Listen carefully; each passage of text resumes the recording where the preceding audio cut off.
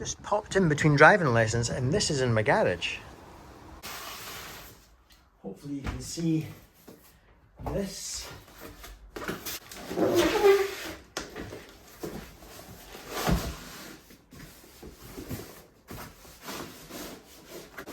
Nice kickback.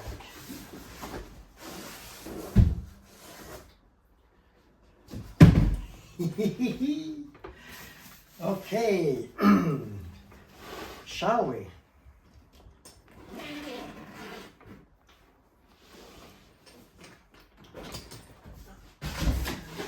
Right. Oh, it's lovely. Little Allen key here.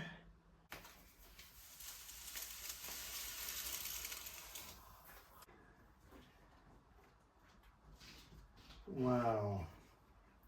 Right, folks, here's the quick scan. Let's go right over it just so you can see a good old view of this thing. Some of you right now will dislike it immensely. Anybody who knows me knows I'm going to love this. This is awesome for me. The relicking. Now, I never thought, remember a few years ago, everybody, the whole craze came about for roasted necks. I'll scan the neck in a minute. I'm not letting the guitar go on its face because the tremolo arm's in. Look at this neck. In fact, it's even nicer when you look at it as to how you would play it. You're playing your guitar and it's just chocolate. Right then, shall we hear it? I've got a list of things to tell you about after this little bit of playing, but let's hear it first. This number is completely ripped off my current guitar hero, Tobias Hoffman. If you want to hear this done right, go and check out his Vintage Oldenburg channel. I'll put a link in the description. Let's hear my new Jazzmaster.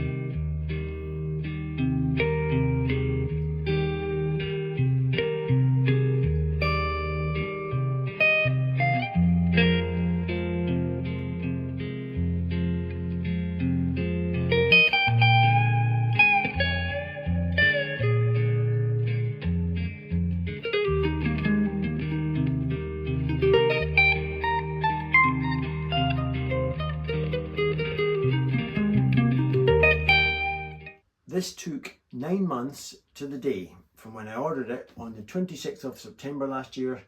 It came on the 26th of June. So get yourself prepared for a good old long wait, because like any business, he's getting busier and busier. But it was well worth the wait for me. No customs charge. I got charged £106 last time I got an Oswald, and I was expecting something a bit more maybe this time. Nothing at all, it just showed up in my open garage. My spec sheet has this guitar set up for gauge 12 flat wound strings, and to keep the tension normal and so that my fingers and the guitar don't have to work too hard, the tension was to be lowered a tone. Nick did all that. After playing it, I felt I want just a bit more tension, so I raised it to E flat. So I'm one semitone down on you guys, but still the flat wounds. After listening to what I've just heard, I love the tone so much, I'm going to drop it again. I've just ordered gauge 13 flat wounds from Tomastic Infeld. I want this guitar to sound like nothing else in the room. Because it's not a grab and go guitar. You don't grab this when Joe Bonamassa calls you and says, Paul, come on tour with me, like he's ever going to do that in my wildest dreams. You're not going to grab a Jazzmaster, you're going to grab a Les Paul or a Telly. So this doesn't have to be a grab it and go kind of guitar. This is a fine wine for a Sunday evening type thing. Nick, quite rightly, suggested upgrade the hardware and get mastery straight away. So he's put mastery hardware on this, the bridge and the tremolo arm. If you know offsets, one of the most commonly done thing is you take off your stock hardware and you put on mastery stuff to avoid various things that I won't go into here. You can get into it if you like your offsets. Speaking of offsets, the expert on YouTube seems to be Mike Adams, a charming chap whose YouTube channel is called Puisheen, Puisheen. Even if you don't like offsets, just watch Mike. He's great to watch. I would love to meet Mike. He looks like a great guy, but he really knows his stuff. He's a guitar tech, as I say, and I contacted him on Instagram and says, should I hear a click when I put the arm in, and because it's just sort of falling out at the moment? And he said yes. Basically, I was just being a pussy. So I have to push it a bit harder, it clicks, and it's absolutely brilliant. Oops. What else can I say? When it came, all I've done to it is I've raised the action a little bit because I like a little bit more fight. And because it's flat wound, I've fiddled a little bit with the intonation on the wound G, which can be a situation with flat wounds because it's got a wound G. So I've fiddled with that a tiny bit, just the one string. So it's now just playing gorgeous for how I like. Why did I want a Jazzmaster? I've said before that Madison Cunningham came along with her Jazzmaster, down tuned. She does it like C standard or something like that, something crazy. And I just loved that sound. Other people have jumped on that. Ariel Posen, he loves his down tuned Jazzmaster, amongst other wonderful guitars he's got. And the main influence, when Tobias Hoffman came along, as you know, he blew my mind. And every time he picks up Jaguars and Jazzmasters, I'm just enthralled with the tone. I think he actually prefers Jaguars, but you want to hear him on these offset guitars, man. The guy's incredible. And so that's who influences me most at the moment. Right, I've babbled enough. Let's hear the rhythm circuit, which I probably won't use very much, but I wanted a genuine Jazzmaster wiring. So I've got this rhythm switch, which means these are irrelevant. These now become relevant to give a mellower, darker sound. Let's hear a bit of that.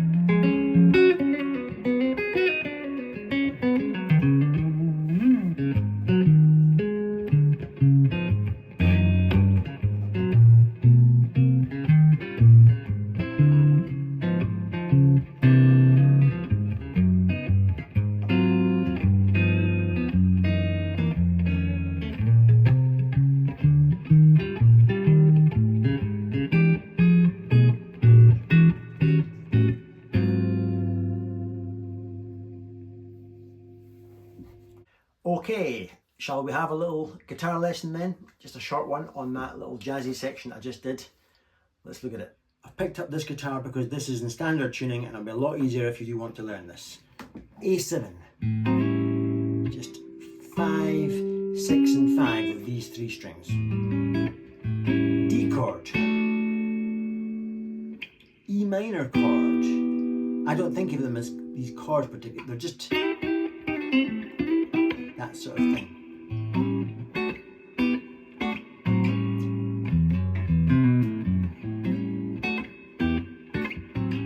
Then a little typical preemptive lead-in that jazzers do. It's just the D9 that I'm preempting the chord with the chord, but with this cherry on top, this little B note. Some jazzers will even do the whole thing a semitone up, but they're perverts, watch.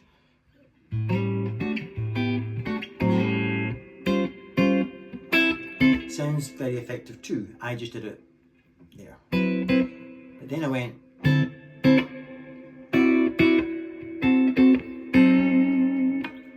I'm just going D minor stabs, then this chord that I stole from Robin Ford, just another D chord. All I'm doing is different flavors of D.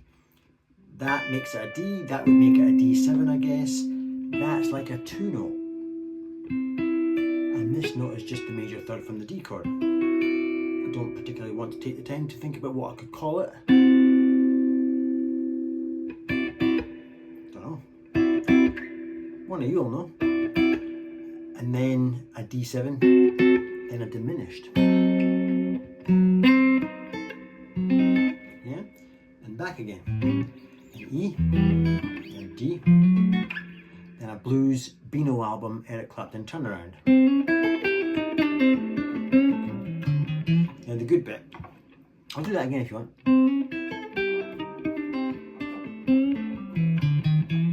Right, you can slow that down. Anyway, here's the good bit. This time I've got my thumb over to give a walking bass kind of feel. Just A7, the same A7 we played a minute ago. A D note, actually an E note, 7th fret of the A. So far then I'm not playing a lot of chords at all. D9 with the thumb hopping over G13.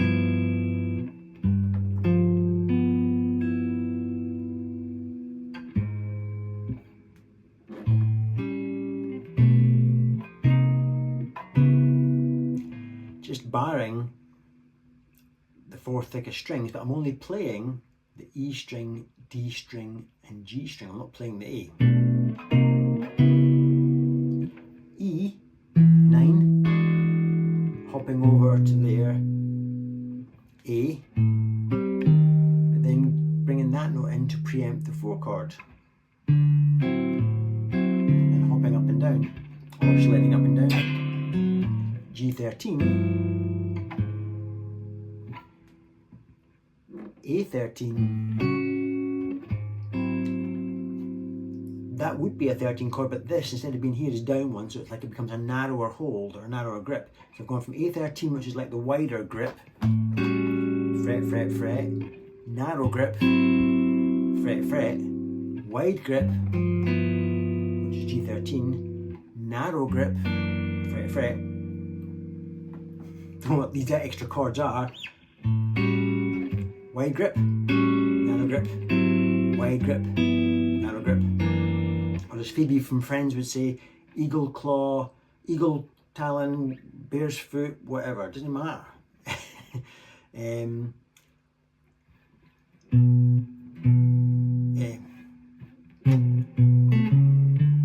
Just a walking bass with the guitar really. Before you go back to chords. E9, and a hop down, then A, but watch this.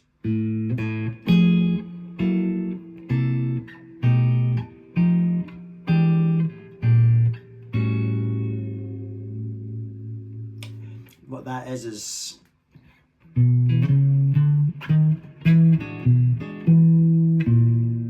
A note,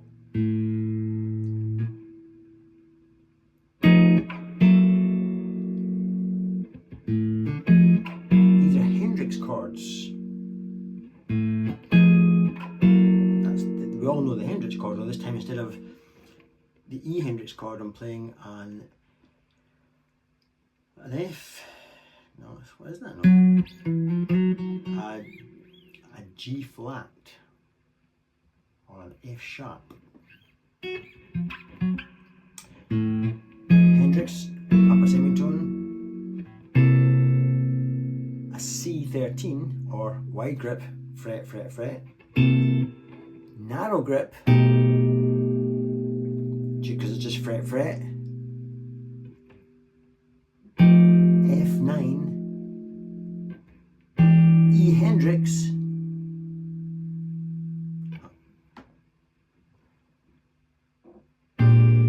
B flat 13, and A13. Let me see if I got that right. So these are the two Hendrix ones.